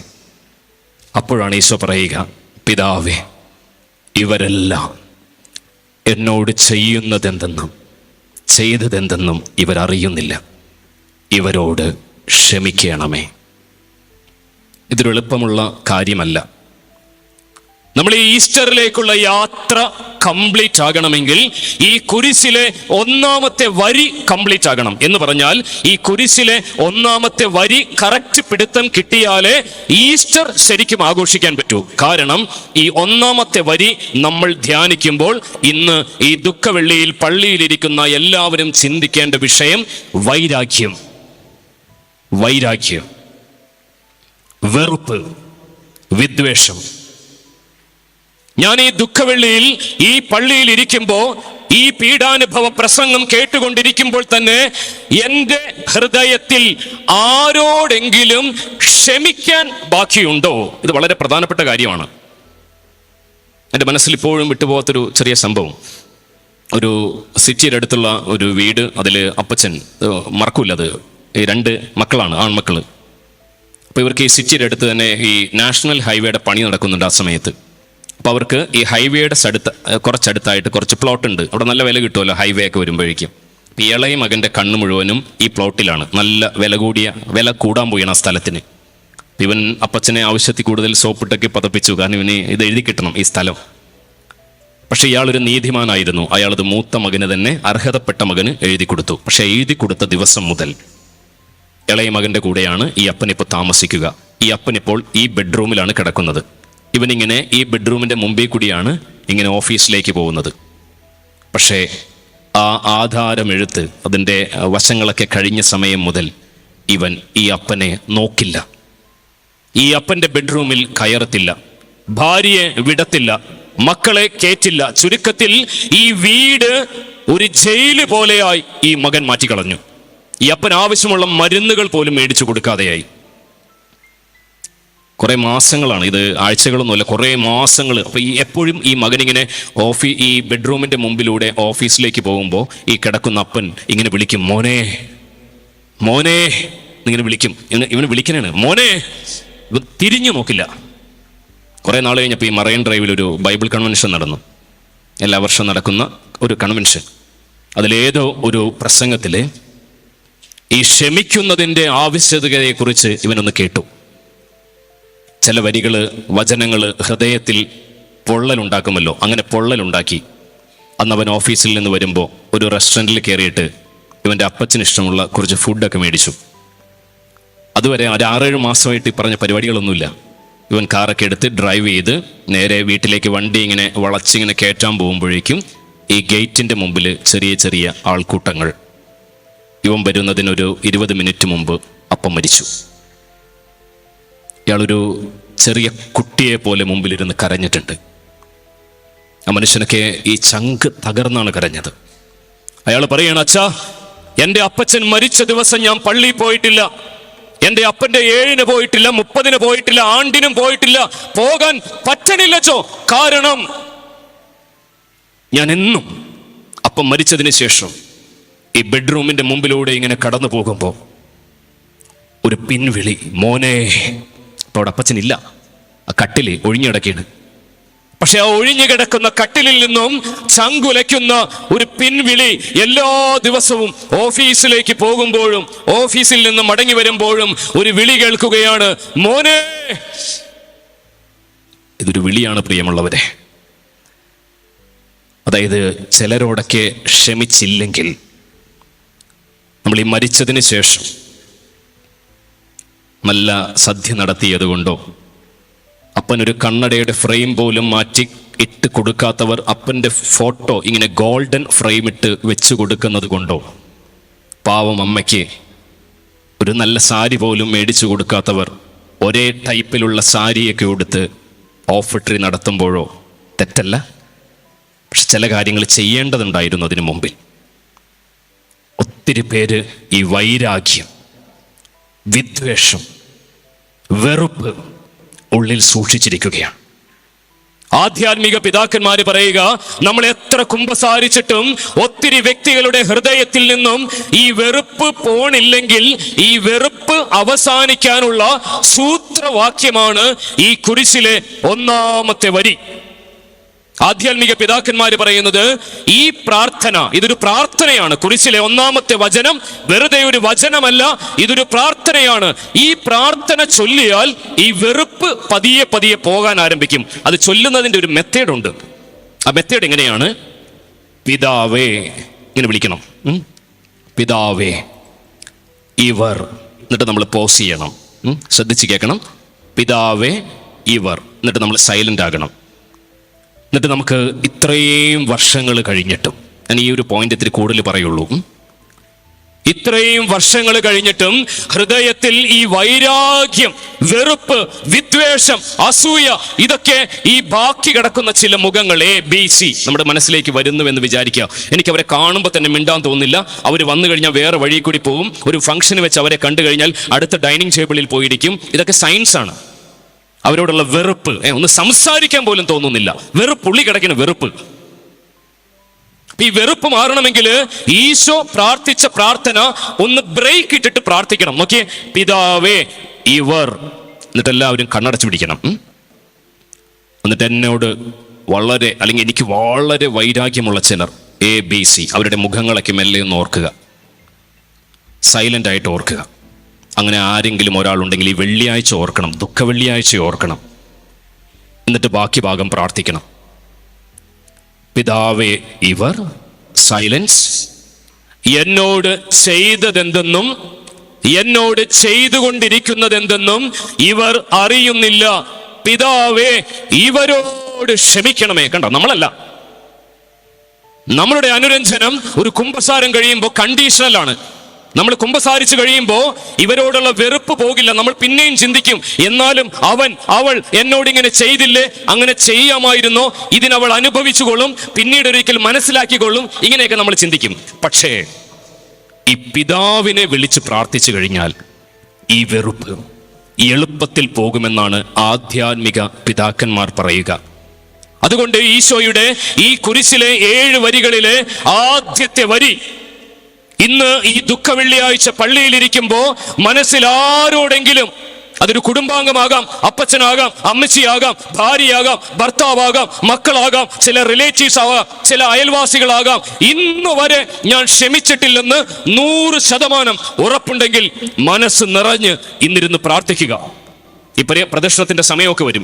മനസ്സ് നിറഞ്ഞ് ഈ നടക്കുന്ന വഴികളിലൊക്കെ പിതാവേ, ഇതിങ്ങനെ ചൊല്ലി ചൊല്ലി പ്രാർത്ഥിച്ചു കൊണ്ടിരിക്കുക. പിതാവേ ഇവർ, സൈലൻസ്, എന്നോട് ചെയ്തതെന്തെന്നോ ചെയ്തുകൊണ്ടിരിക്കുന്നതെന്തെന്നോ ഇവരറിയുന്നില്ല, ഇവരോട് ക്ഷമിക്കണമേ. നമ്പർ 1, കുരിശിലെ 2-ാമത്തെ വരി, ലൂക്കായുടെ സുവിശേഷം 23-ാം അധ്യായം 43-ാം തിരുവചനം, നീ ഇന്ന് എന്നോട് കൂടെ പറുദീസായിൽ ആയിരിക്കും. കുഞ്ഞു വരിയാണ്. ഈശോയുടെ വായിൽ നിന്ന് ആദ്യമായിട്ട് പറുദീസ എന്ന വാക്ക് വരുന്നത് ഈ സമയത്താണ്. നോക്കിയേ, ഈ വരിക്ക് ഭയങ്കര ഇമ്പാക്റ്റ് ആണ്. കാരണം ഇത് നമുക്ക് എല്ലാവർക്കും അറിയാം, ഈ കള്ളൻ അവന്റെ ലാസ്റ്റ് മൊമെന്റിലാണ് സ്വർഗത്തിലേക്ക് പ്രവേശിച്ചത്. അടുത്തൊരാൾക്ക് ലാസ്റ്റ് മൊമെന്റിൽ സ്വർഗം മിസ്സുമായി പോയി. ഇതിനെക്കുറിച്ച് ബൈബിൾ സ്കോളേഴ്സ് പറയുന്നത് ഇങ്ങനെയാണ്: this is the prefiguration of the last judgement. അന്തിമ വിധിയുടെ ആദ്യത്തെ രൂപം കർത്താവ് കാണിച്ചു തരികയാണ്. അതായത് സ്വർഗം മിസ്സായി പോകുന്നവരെയും സ്വർഗം ഓണപ്പ് ചെയ്യുന്നവരെയും. അതായത് ഇയാൾക്ക് ഈ സ്വർഗം കിട്ടണമെങ്കിൽ, നമ്മൾ ഇവിടെ ഇരിക്കുന്ന എല്ലാവരുടെയും ആഗ്രഹമാണ് സ്വർഗത്തിൽ പോകണം, അല്ലേ? എല്ലാവർക്കും ഇഷ്ടമാണ് സ്വർഗത്തിൽ പോകണം. എളുപ്പവഴിയാണ്. ഇത്രേ ഉള്ളൂ. തൻ്റെ അവസ്ഥ അംഗീകരിക്കുക, അനുദപിക്കുക, പശ്ചാത്തപിക്കുക, നല്ല കുമ്പസാരം, നല്ല ഏറ്റുപറച്ചിൽ നടത്തുക. അനുതാപം എന്ന് പറഞ്ഞാൽ ഞാൻ ആയിരിക്കുന്ന എൻ്റെ അവസ്ഥ അംഗീകരിക്കുക. ഒത്തിരി പേര് ഇന്ന് ഈ സ്വർഗം മിസ്സായി പോകാൻ സാധ്യതയുള്ളത് എല്ലാവരും കരുതുന്നു ഞാൻ ഓക്കെയാണ്, നീ ഓക്കെ അല്ല. ഇതാണ് പ്രശ്നം. ശ്രീ മലയാറ്റൂരിൽ ഒരു തവണ ഈ ഊബർ എടുത്ത് ഈ എറണാകുളത്തേക്ക് വന്നുകൊണ്ടിരിക്കുകയായിരുന്നു. അപ്പോൾ അതിലൊരു വണ്ടി ഓടിച്ചുകൊണ്ടിരുന്ന ഒരു ഹിന്ദു ഡ്രൈവറാണ്. ഇടയ്ക്ക് ഞാൻ ഓട്ടം വിളിക്കുന്ന പയ്യനാണ്. അപ്പോൾ അവൻ എന്നോട് പറഞ്ഞു, അച്ഛൻ ഇന്നലെ ഞാൻ നാണം കിട്ടു അയച്ചാന്ന് പറഞ്ഞു. അപ്പോൾ ഞാൻ ചെന്തുറ്റി ഇപ്പോൾ കൊച്ചിനെ പഠിപ്പിച്ചിരുന്ന സ്കൂളിൽ നിന്ന് ടീച്ചർ വിളിച്ചിട്ട് പറഞ്ഞു, പെട്ടെന്ന് തന്നെ ഈ ഊബറിൻ്റെ ട്രിപ്പൊക്കെ ക്യാൻസൽ ചെയ്തിട്ട് വൈഫിനെയും കൂട്ടി വേഗം സ്കൂളിലേക്ക് വരാൻ പറഞ്ഞു. അപ്പോൾ ഇവൻ കൊച്ചിനെന്തോ പറ്റിയെന്ന് വെച്ചാൽ ഓടിക്കതച്ച് സ്കൂളിലെത്തിയപ്പോഴേക്കും ഈ പഠിപ്പിച്ചുകൊണ്ടിരുന്ന ടീച്ചർ ഒരു ഡയറി എടുത്ത് എൻ്റെ കയ്യിലോട്ട് കൊടുത്തു, വായിച്ചോളാൻ പറഞ്ഞു. കൊച്ചുങ്ങളിങ്ങനെ ഡയറിയൊക്കെ എഴുതണേ, 2ാം ക്ലാസ്സിലെ 3ാം ക്ലാസ്സിലെ കൊച്ചാണ്. എല്ലാ ദിവസത്തെ സംഭവങ്ങൾ ഡയറിയിൽ എഴുതണം. അപ്പോൾ ഇവന് ഡയറി വായിച്ചു. അതിലെ വരികൾ ഇങ്ങനെയാണ്, 3-4 വരിയുള്ളൂ. ആ കൊച്ച് മകൾ എഴുതിയിരിക്കുന്നതാണ്: ഇന്നലെ രാത്രി എൻ്റെ ഡാഡി മമ്മിയോട് ദേഷ്യപ്പെട്ട് ഉച്ചത്തിൽ സംസാരിച്ചു. ഡാഡി ദേഷ്യപ്പെടുന്നതും ഡാഡിയുടെ മുഖം മാറുന്നതും കണ്ട് ഞാൻ പേടിച്ച് എൻ്റെ ബെഡ്റൂമിലേക്ക് വന്ന് എൻ്റെ കട്ടിലിൻ്റെ അടിയിൽ ഓടിക്കയറി മുഖം കമിഴ്ത്തി പിടിച്ച് കരഞ്ഞു. ഇതിനു മുമ്പ് മറ്റൊരു രാത്രിയിലും ഡാഡി ദേഷ്യപ്പെടുന്നത് കണ്ട് പേടിച്ച് ഞാൻ ടോയ്ലറ്റിലേക്ക് കയറി ഈ ടാപ്പ് തുറന്നു വിട്ട് ആ ക്ലോസറ്റിലിരുന്ന് കരഞ്ഞു, വാ പൊത്തിപ്പിടിച്ച് കരഞ്ഞു. ഇത്രേ ഉള്ളൂ. ഡയറി കഴിഞ്ഞു. ഇവൻ്റെ കയ്യിൽ ഡയറി ഇരിക്കുകയാണ്. ഡയറി ഇങ്ങനെ ഇരുന്ന് വിറച്ചു. ഞാൻ ഈ സംഭവമേ ഇവൻ അറിഞ്ഞിട്ടില്ല. ദേഷ്യപ്പെട്ടത് ഒരു ബെഡ്റൂമിൽ, അതിൻ്റെ എഫക്റ്റ് അടുത്ത ബെഡ്റൂമിൽ. നമ്മൾ വളരെ ശ്രദ്ധിക്കണം. ദേഷ്യം, നമ്മൾ ഓരോ വരിക്കും ഓരോ ചിന്തകളിട്ട് പോവുക. ദേഷ്യം അല്ലെങ്കിൽ ഏതെങ്കിലും ഒരു സ്വഭാവം. നമ്മൾ ഈ ദുഃഖവെള്ളിയിൽ ഈ ദേഷ്യപ്പെടുന്ന വ്യക്തി ആ ദേഷ്യം ആക്സെപ്റ്റ് ചെയ്യാൻ റെഡി ആയിരിക്കണം. എനിക്ക് ഇങ്ങനെ ഒരു പ്രശ്നമുണ്ട്, മനസ്സിലായില്ല? എനിക്ക് ഇങ്ങനെ ഒരു പ്രശ്നമുണ്ട്, ഞാൻ ദേഷ്യപ്പെടുന്ന ഒരാളാണ്, അല്ലെങ്കിൽ ഒരു നിർബന്ധ സ്വഭാവമുള്ള ഒരാളാണ്, അല്ലെങ്കിൽ കടുംപിടുത്തം പിടിക്കുന്ന ഒരാളാണ് വീട്ടിൽ പല കാര്യങ്ങൾക്കും, ചെറിയ കാര്യങ്ങൾക്കൊക്കെ. പക്ഷെ എൻ്റെ ദേഷ്യം കാരണം ഞാൻ അറിയാതെ എൻ്റെ വീട്ടിൽ ചിലപ്പോൾ എൻ്റെ ഭാര്യ, എൻ്റെ ഭർത്താവ്, എൻ്റെ മക്കൾ ആ രാത്രി കഴിച്ച ഭക്ഷണത്തിന്റെ ടേസ്റ്റ് കിട്ടുന്നില്ല, നല്ലൊരു ഉറക്കം കിട്ടുന്നില്ല. അതുകൊണ്ട് ഇന്ന് ഈ ദുഃഖവെള്ളിയിൽ നോക്കി അത് അംഗീകരിക്കണം. ഈ നല്ല കള്ളൻ അവസാനം പറഞ്ഞു, മറ്റേ കള്ളനോട് പറഞ്ഞു, എടാ നമ്മ പാപിയാണ്, നമുക്ക് ഈ കുരിശ് കിട്ടിയതിന് കറക്റ്റാണ്, പക്ഷെ അവൻ നീതിമാൻ. കണ്ട, ഇത് ഞാൻ പാപിയാണ്. ഇന്ന് ഈ ദുഃഖവെള്ളിയിൽ നമ്മൾ എല്ലാവരും നെഞ്ചത്ത് കൈവച്ചിട്ട് ഏറ്റു പറയേണ്ട ദിവസമാണ്. I am a big sinner. Paulose അപ്പോസ്തലൻ പറയുകയാണ്, ഞാൻ പാപികളിൽ ഒന്നാമൻ. ഓരോരുത്തരും കണ്ടുപിടിക്കണം. കഴിഞ്ഞ ഒരു 5 കുമ്പസാരം എടുത്ത് കഴിഞ്ഞാൽ ഇത് കറക്റ്റായിട്ട് കിട്ടും. കഴിഞ്ഞ കുമ്പസാരത്തിൽ ഞാൻ ഏറ്റവും കൂടുതൽ പോയി പറഞ്ഞത് ഏതാണ്? 1, 2, 3 ക്രമത്തിൽ നമ്മൾ ചിന്തിക്കണം. അത് തന്നെ ആയിരിക്കുള്ളൂ കുറേ വർഷങ്ങളായിട്ടുള്ള നമ്മുടെ ലീഡിങ് പാപം. പക്ഷെ നമ്മൾ ഈ പാപം കുമ്പസാരക്കൂട്ടിൽ ഏറ്റു പറഞ്ഞു കഴിഞ്ഞാലും, ഉദാഹരണത്തിന് ഇപ്പോൾ ഈ മൊബൈൽ ഫോണിലൂടെ തെറ്റായ വീഡിയോസ് കാണാൻ സാധ്യതയുള്ള ഒരാൾ, പെട്ടെന്ന് വീണ് പോകുന്ന ഒരാൾ, ഇയാൾ ഈ പാപം നോക്കി മൊബൈൽ ഫോണിലൂടെ പോൺ വീഡിയോസ് കാണുന്ന അഡിക്ഷൻ ഉള്ള ഒരാൾ ഈ കുമ്പസാരക്കൂട്ടി ചെന്ന് ഈ പാപം ഏറ്റു പറയുന്ന സമയത്ത് പോലും അവിടെ നിന്ന് മുട്ടുകുത്തി എഴുന്നേൽക്കുമ്പോഴും ഇയാളുടെ മനസ്സിൽ ഒരു ചിന്ത ചിലപ്പോൾ വരാം, ഞാൻ ഇനിയും തിരിച്ച് ഈ രാത്രി ബെഡ്റൂമിലേക്ക് ചെന്നാൽ ഇതുപോലെയുള്ളൊരു വീഡിയോ കാണാം. അപ്പൊ എന്താ സംഭവിച്ചത്? ശ്രദ്ധിച്ചേ. പാപം കുമ്പസാരക്കൂട്ടി പറഞ്ഞു, മോഹം എന്നോടൊപ്പം ബെഡ്റൂമിലേക്ക് പോകുന്നു. ഉണ്ടോ? ഇതാണ് പ്രശ്നം. പാപം അവിടെ പറഞ്ഞു, പക്ഷെ മോഹം പോയിട്ടില്ല. അതുകൊണ്ട് ഇന്ന് ഈ രണ്ടാമത്തെ വരി ധ്യാനിക്കുമ്പോൾ നമ്മൾ ഒപ്പം ഒരു പ്രാർത്ഥനയും കൂടി നടത്തണം. കർത്താവേ, ചില പാപങ്ങൾക്ക് വേണ്ടി, എന്റെ മനസ്സിൽ ചില ആസക്തികൾക്ക് വേണ്ടി, കണ്ണുകൊണ്ട് കാണാൻ പാടില്ലാത്തത്, കാതുകൊണ്ട് കേൾക്കാൻ പാടില്ലാത്തത്, കൈകൾ കൊണ്ടും ശരീരം കൊണ്ടും സ്പർശിക്കാൻ പാടില്ലാത്തത് എല്ലാം ഞാൻ ചെയ്തിട്ടുണ്ടെങ്കിലും അത് ചെയ്യാനുള്ള എന്റെ മോഹം ഇന്ന് ഞാൻ കർത്താവേ നിന്നോട് ഏറ്റുപറയുന്നു, ഞാൻ പാപിയാണ്. ഇത് പറഞ്ഞാൽ സ്വർഗം ഉറപ്പാണ്. മൂന്നാമത്തെ വരി, യോഹന്നാന്റെ സുവിശേഷം 19-ാം അധ്യായം 26-27 തിരുവചനങ്ങൾ. സ്ത്രീയെ, ഇതാ നിന്റെ മകൻ, ഇതാ നിന്റെ അമ്മ. ഇത് നമ്മൾ നല്ലോണം ധ്യാനിക്കേണ്ട ഒരു പള്ളിയാണ് ഈ പള്ളി. ഇതാ നിന്റെ അമ്മ. ഞാൻ ഒരു തവണ ഇത് പറഞ്ഞിട്ടുണ്ടെന്നൊരു ഓർമ്മ. എന്നാലും ഒരു രാത്രിയിൽ രണ്ടാമതൊരു പ്രളയമൊക്കെ വരാൻ സാധ്യതയുണ്ടായിരുന്നു. 2018 തോന്നുന്നു പ്രളയം. 2019 ഒരു പ്രളയത്തിൻ്റെ സാധ്യത വന്നപ്പോൾ അന്ന് ബിഷപ്പ് പറഞ്ഞു, എല്ലാ പള്ളിയിലും 9 മണിയോടെ 9:30 വരെ ആരാധന നടത്തണമെന്ന് പറഞ്ഞു. ഞാൻ അന്ന് അടുത്തുള്ള പള്ളിയിലാണ്. ഞാൻ ആരാധനയും കഴിഞ്ഞ് ഈ സങ്കീർത്തിയിൽ നിന്ന് പുറത്തോട്ടിറങ്ങി കഴിഞ്ഞപ്പോഴേക്കും പെട്ടെന്ന് മൊബൈൽ ഫോണിൽ ഒരു മെസ്സേജ്, ഒരു അച്ഛൻ്റെ മെസ്സേജാണ്, ടെക്സ്റ്റ് മെസ്സേജ്. ആ മെസ്സേജ് ഇങ്ങനെയാണ്: father, I feel to leave priesthood. എനിക്ക് പൗരോഹിത്യം ഉപേക്ഷിക്കാൻ തോന്നുന്നു. നമ്മൾ ഷോക്കായിപ്പോയി. ഒരു അച്ഛനാണ്. അടുത്ത മെസ്സേജ് അപ്പം തന്നെ വരികയാണ്: can I talk to you? I am strongly having the feeling of committing suicide. എനിക്ക് ആത്മഹത്യ ചെയ്യാൻ തോന്നുന്നു. അച്ഛനോടൊന്ന് സംസാരിക്കാൻ പറ്റുമോ? ഞാൻ തന്നെ ഷോക്കായിപ്പോയി. ആരും എനിക്ക് ഇതുവരെ അങ്ങനെ മെസ്സേജ് ഒന്നും അയച്ചിട്ടില്ല. ഞാൻ ആരാധനയ്ക്ക് ഈശോ തന്നൊരു ശക്തി കാരണം ഞാൻ പെട്ടെന്ന് അച്ഛനെ വിളിച്ചിട്ട് പറഞ്ഞു, അച്ഛാ ഫോണിൽ കൂടി സംസാരിക്കേണ്ട, ഞാൻ വേഗം വരണമെന്ന് പറഞ്ഞു. അങ്ങനെ പറയാനൊക്കെ പറ്റി. പക്ഷേ ഞാൻ പറഞ്ഞു, അച്ഛൻ വരുന്നത് ഒരു വിശ്വാസ പ്രമാണം ചൊല്ലിക്കൊണ്ടിരിക്കാൻ പറഞ്ഞു. ഞാൻ ചുരുക്കി പറയണം, അതിൻ്റെ ഇടയ്ക്ക് കുറച്ച് സംഭവങ്ങളൊക്കെ ഉണ്ട്. പക്ഷെ ഞാൻ അവിടെ നിന്ന് ഈ കണ്ടെയ്നർ വഴി ഞാനിങ്ങനെ വന്ന് ഈ ബോൾഗാട്ടി ജംഗ്ഷനിലെത്തി. എനിക്ക് എന്താണ് ചെയ്യേണ്ടതെന്ന് വല്ല അറിയാൻ പാടില്ല. ആ സമയത്ത് ബിഷപ്പ് പറഞ്ഞിട്ടുണ്ടായിരുന്നു, എല്ലാ പള്ളിയിലും 9 മണിയോടെ 9:30 വരെ ആരാധന. ഈ പരിശുദ്ധ വല്ലാർപാടത്തമേട് ഈ പള്ളിയിൽ അന്ന് രാത്രി മുതൽ വെളുപ്പിന് വരെ ആരാധന. എനിക്കത് പെട്ടെന്നൊരു ഓർമ്മ വന്നു. ഞാൻ നേരെ ഈ വണ്ടിക്ക് ഇങ്ങനെ നേരെ ഓടിച്ചു വന്നിട്ട് അന്ന് പള്ളി അടച്ചിട്ട് പുറകിലായിരുന്നു ആരാധന, പരിശുദ്ധാത്മാവിൻ്റെ പള്ളിയിൽ. ഞാൻ ഇവിടെ വന്നൊരു 10-15 പേരുണ്ട്. 10 മണി, രാത്രി 10:30. ഞാൻ ഇതിൻ്റെ പുറകിലുള്ള പള്ളിയിൽ അച്ഛൻ മുട്ടുകുത്തി. മനസ്സും എൻ്റെ ഡിസ്റ്റർബ്ഡാണ് ഈ അച്ഛനെക്കുറിച്ചൊക്കെ ഓർത്തിട്ട്. അവിടെ ആരാധനയ്ക്ക് എഴുന്നള്ളിച്ച് വെച്ചിട്ടുണ്ട്. എനിക്കൊന്നും പ്രാർത്ഥിക്കാൻ കിട്ടിയില്ല. പക്ഷെ ഞാൻ ആ മുട്ടുകുത്തി ചാടി എഴുന്നേറ്റിട്ട് ഒരു വരി ഇങ്ങനെ മനസ്സിൽ പറഞ്ഞത് ഓർക്കുന്നുണ്ട്: അമ്മേ, ഒരച്ഛൻ മരണത്തിൻ്റെ തുമ്പത്താണ്. മറ്റൊരു സംഭവം കൂടി ഉണ്ടെങ്കിൽ പോലും ഇത് അച്ഛൻ മരണത്തിൻ്റെ തുമ്പത്താ, അമ്മേ കാത്തോണേ. ഞാൻ ഇത് പുറയുന്ന പറഞ്ഞത്, എനിക്കത് മറക്കാൻ പറ്റില്ല ഇവിടെ നിന്ന് ഇത് പറയുമ്പോൾ. ഈ പുറയുന്ന നേരെ അച്ഛൻ്റെ അടുത്തോട്ടൊക്കെ പോയി. നമ്മൾ ഈ അച്ഛന്മാരെയൊക്കെ നല്ലോണം സ്നേഹിക്കണം കേട്ടോ. അച്ഛന്മാർക്ക് കുറവുകളൊക്കെ ഉണ്ട്, പക്ഷെ അച്ഛന്മാരെ നല്ലോണം സ്നേഹിക്കണം. അച്ഛൻ ലൈറ്റ്സ് ഒക്കെ ഓഫ് ചെയ്ത് ഇരുട്ടത്തിരിക്കുകയാണ്, ഡിപ്രഷനൊക്കെ കൂടിയിട്ട് മരുന്ന് കഴിച്ചുകൊണ്ടിരിക്കുകയാണ് അച്ഛൻ. അപ്പോൾ പെട്ടെന്നൊരു നിമിഷത്തിൽ തോന്നിയാണ് മരിക്കണം. അവസാനമായിട്ട് എനിക്കൊരു മെസ്സേജ് വിട്ടാണ്. ഞാനത് എന്തോ ഭാഗ്യം കൊണ്ട് നോക്കിയാണ്, അല്ലെങ്കിൽ നോക്കാനും സാധ്യതയില്ല. ഞാൻ അച്ഛനെയും കൂട്ടി മറൈൻ ഡ്രൈവിലേക്ക് വന്നു. അവിടെ വെച്ച് സംസാരിക്കാൻ പറ്റില്ല. അച്ഛൻ ഇരുട്ടത്തിരിക്കുകയാണ് ഒരു കസേരയിൽ. ഈ മറൈൻ ഡ്രൈവിൽ വന്ന് ഭക്ഷണമൊക്കെ ഓർഡർ ചെയ്തു. അച്ഛൻ ഒന്നും മിണ്ടുന്നില്ല. അച്ഛൻ ഇങ്ങനെ താടിക്ക് കൈയൊക്കെ കൊടുത്തിരിക്കുകയാണ് ഈ മറൈൻ ഡ്രൈവിൽ. ഞാനും ഇങ്ങനെ ഇരിക്കണം. എനിക്കെന്താണ് പറയേണ്ടതെന്ന് എനിക്ക് മുൻ എക്സ്പീരിയൻസ് ഒന്നും ഇല്ലല്ലോ. പക്ഷെ ആ സമയത്ത് കർത്താവ് ഒരു വചനം ഓർമ്മപ്പെടുത്തി തന്നു, എഫേസസ് 3:18. കർത്താവായ യേശു ക്രിസ്തുവിന്റെ സ്നേഹത്തിന്റെ നീളവും വീതിയും ഉയരവും ആഴവും ഗ്രഹിക്കാൻ ഇനിയും അച്ഛന് പറ്റുമച്ചോ എന്ന് പറഞ്ഞു. ഇങ്ങനെ ഇരുന്ന അച്ഛൻ പെട്ടെന്നൊന്ന് തലയൊക്കെ പൊക്കി. ഇത് അച്ഛൻ്റെ ഇതുകൊണ്ടല്ല, വചനം. കുറച്ചേരം കഴിഞ്ഞപ്പോൾ അച്ഛൻ സംസാരിക്കാനൊക്കെ തുടങ്ങി. ഏകദേശം ഒരു 12 മണി വരെ, 12:30 വരെ. അപ്പോഴേക്കും റെസ്റ്റോറൻറ്റ് അടക്കാറായി. അവർ പറഞ്ഞു അടക്കാറായി എന്ന് പറഞ്ഞു. ഈ അച്ഛൻ കൂളായി. ഞാൻ അച്ഛനെ കൊണ്ട് സ്ഥലത്താക്കി. ഞാൻ ചോദിച്ചു, അച്ഛൻ ഇന്ന് രാത്രി സ്റ്റേ ചെയ്യണമെന്ന് ചോദിച്ചു. അച്ഛൻ പറഞ്ഞു വേണ്ട, അച്ഛൻ പോയിക്കോ, ഞാൻ കൂളായി എന്ന് പറഞ്ഞു. തംസപ്പൊക്കെ അടിച്ചു. പക്ഷെ ഞാനിത് പറയാൻ കാര്യം, ഞാൻ ഈ 3-ാമത്തെ വരി ധ്യാനിക്കുമ്പോൾ ഞാൻ അച്ഛനാവുന്ന സമയത്ത് ആദ്യമായിട്ട് അന്ന് ജെറോമച്ചൻ എന്നെ ഇൻ്റർവ്യൂവിന് ചെയ്ത്, ഞാൻ സെമിനാരി ചേർന്ന സമയത്ത് ജെറോമച്ചൻ ബിഷപ്പിൻ്റെ ഒപ്പം ഇരിക്കുകയാണ്. അച്ഛൻ റെക്ടർ അച്ഛനാണ്.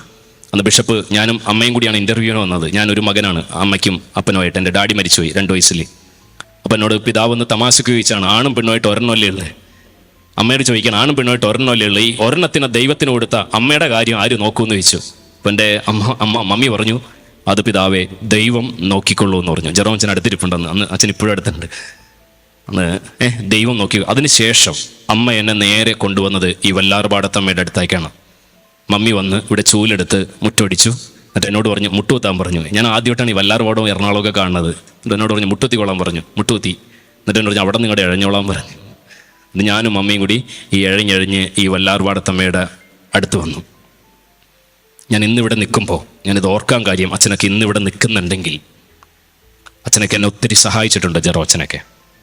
ഞാനിത് പറയാൻ കാര്യം, ഈ വല്ലാർപാടത്തമ്മ എന്ന് പറയുന്നത് ഒരു അമ്മ നോക്കിയേ, ആ ജോൺ എന്ന് പറയുന്ന ഒരു മകനെ ഈ അമ്മയുടെ കയ്യിലേക്ക് ഏൽപ്പിച്ചു. നമ്മൾ ഈ യോഹന്നാന്റെ സുവിശേഷം സ്നേഹത്തിന്റെ സുവിശേഷവും സ്നേഹത്തിന്റെ അപ്പോസ്തലനും ഒക്കെ ആയിട്ട് മാറുന്നത് വളരെ വളരെ വളരെ വൈകിയാണ്. പക്ഷേ ഈ മനുഷ്യൻ സമരിയ എന്ന ദേശത്തിലൂടെ കടന്നു പോകുമ്പോൾ ആ ദേശത്തെ മുഴുവൻ അഗ്നി ഇറക്കി നശിപ്പിച്ചു കളയണമെന്ന് പറഞ്ഞ മനുഷ്യനാണ്. അത്രയ്ക്ക് ആസുരത ഉള്ളിലുണ്ടായിരുന്ന ഒരു ശിഷ്യൻ. പക്ഷേ ഈ അമ്മ വീട്ടിലേക്ക് ചെന്നിട്ട് ഈ മകന്റെ ജീവിതത്തിൽ, ക്യാരക്ടറിൽ, സ്വഭാവത്തിൽ ചേഞ്ച് വന്നു. അതുകൊണ്ട് ഇന്ന് ഈ വല്ലാർപാടത്തമ്മയുടെ നടയിലിരിക്കുന്ന എല്ലാ മക്കളും ഇവിടെ ഇരിക്കുന്നത് തന്നെ ഒരു അനുഗ്രഹമാണ്. ഈ അമ്മയുടെ മടിത്തട്ടിൽ, ഈ അമ്മയുടെ മുറ്റത്തേക്ക് എത്തുന്നത് തന്നെ ഒരു അനുഗ്രഹമാണ്. ദുഃഖവെള്ളി ആയതുകൊണ്ട് മാത്രം പറയണല്ല, ഇന്ന് നിങ്ങൾ എപ്പോഴെല്ലാം ഈ അമ്മയുടെ അരികിലേക്ക് വരാൻ പറ്റുമോ ഓടി വരണം. അതൊരു സൂചനയാണ്. അമ്മയുടെ രൂപത്തിന്റെ മുമ്പിൽ വന്ന് നിൽക്കുമ്പോൾ നമ്മൾ ചില്ലറ കാര്യങ്ങൾ പറയരുത്. അച്ഛനൊരു 3 വാക്കുകൾ എന്ന് പറഞ്ഞു തരികയാണ്. ഒന്ന്, ഈ അമ്മയുടെ രൂപം ഈ വല്ലാർപാടത്ത് കാണുമ്പോഴും വീട്ടിൽ തിരുക്കുടുംബത്തിന്റെ ഒപ്പം കാണുമ്പോഴും ഈ രൂപം കാണുമ്പോൾ എല്ലാ അപ്പച്ചമാരും അമ്മച്ചിമാരും ഈ 3 വാക്കുകൾ പറഞ്ഞ് പ്രാർത്ഥിക്കണം. ഇത് മറക്കരുത്. ഒന്ന്, എന്നോട് കരുണ തോന്നണമേ, കൃപ ചൊരിയണമേ, രക്ഷ നൽകണമേ. ശ്രദ്ധിച്ചിരിക്കുക. ഞാൻ ഈ വല്ലാർപാടത്തമ്മയുടെ മുമ്പിൽ നിൽക്കുമ്പോൾ ഞാൻ എന്ന വിപിനച്ചൻ, I know I am a big sinner. അപ്പൊ ഞാനൊരു പാപിയായ അച്ഛനാണ്. ഈ പാപിയായ അച്ഛൻ ഈ അമ്മയുടെ മുമ്പിൽ നിന്ന് പ്രാർത്ഥിച്ചിട്ട് ഞാൻ പറയാൻ പോയാണ്, അമ്മേ, പാപിയായ ഞാൻ എന്ന അച്ഛന്റെ മേൽ കരുണ തോന്നാൻ അങ്ങേ തിരുക്കുമാരനോട് അപേക്ഷിക്കണമേ. ഈ പാപിയായ അച്ഛൻ ഒത്തിരി പരിശ്രമിച്ചിട്ടും ചില പാപമേഖലകളിൽ നിന്ന് എനിക്ക് പുറത്തു വരാൻ പറ്റുന്നില്ലെങ്കിൽ അമ്മേ, എന്റെ മേൽ കൃപ ചൊരിയണമേ. എനിക്ക് സ്വർഗം നഷ്ടമായി പോകാതിരിക്കത്തക്ക വിധം അമ്മേ എനിക്ക് രക്ഷ നൽകണമേ. ഇതെല്ലാവരും പ്രാർത്ഥിക്കണം.